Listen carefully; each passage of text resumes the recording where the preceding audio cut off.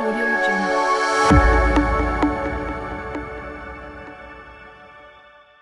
Next thing I want to talk about, Rob, and you and I have talked about this any number of times off the clock, is the impact of the interest from new investors, the new entrants in the market, whether they be private equity or franchisors, the scarcity of locations, and some of these other challenges that are and opportunities for that matter that are coming through the we'll just call it the new interest in the business. All of a sudden, we're the hot commodity, we're the thing that's generating a lot of interest. So, what do you think that impact is going to have on how 2026 looks?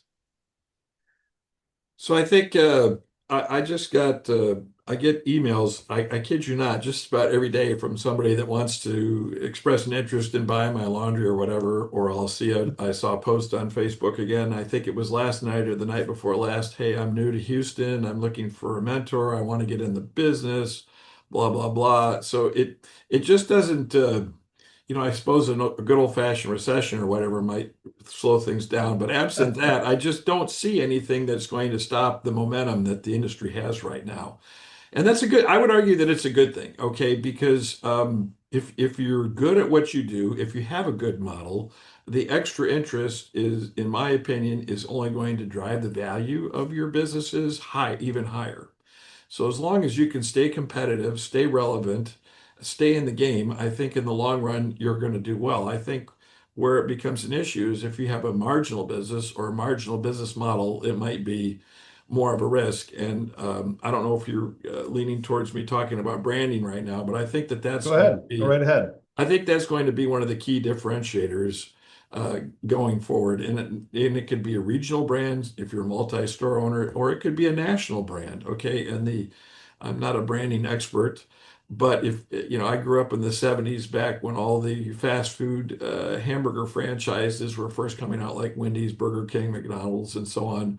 And if you think about it, today there's probably one of each on every corner in America. If they're not, they're probably pretty close.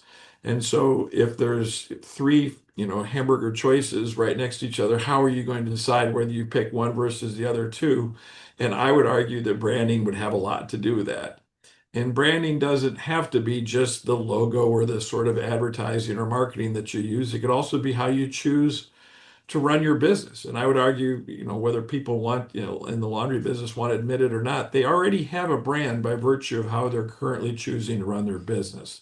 So the question is, do you want to try to leverage that and somehow make it better known in the marketplace so that, when somebody's trying to decide between you or a competitor down the street or across the street even, hopefully you can leverage that brand to do that. And so, just as an example, like in burgers, Burger King, I remember have it your way and hold the pickles, hold the lettuce type commercials. That was their Yeah. way, and they were charbroiled. Remember, they were charbroiled versus fried, and Wendy's had where's the beef, and there are all these different ways that they were trying to differentiate their business. And okay, I'm not saying that laundromats need to start advertising, but there are ways that we can differentiate our business and leverage our brand so that. When somebody's trying to decide which one to use, hopefully they'll pick yours. And in our case, we have multiple stores. We're not a big national brand, but we do have three of our four stores are branded with the same brand name. And I would argue that you're able to leverage that brand across your multiple locations. So if you have somebody in one part of town that maybe is familiar with your brand, and let's say they move across town to another side of town where you have another one of your stores, they're going to remember the one that they had where they were living, and they'll gravitate to your brand when they move across town or wherever your other store may be. And I think it's invaluable. Just to finish that thought, if you have just picture, if you will, here, try if you have three stores and they're all within, let's say, 10 miles of each other.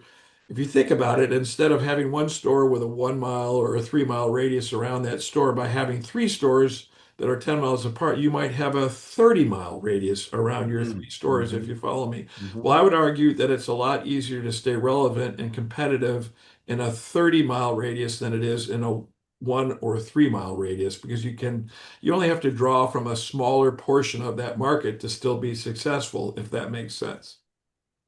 Yeah, well, I love how one of the refrains that we're touching on here is branding and differentiation, because I do think that that's going to be a big part of what's going to impact the market next year.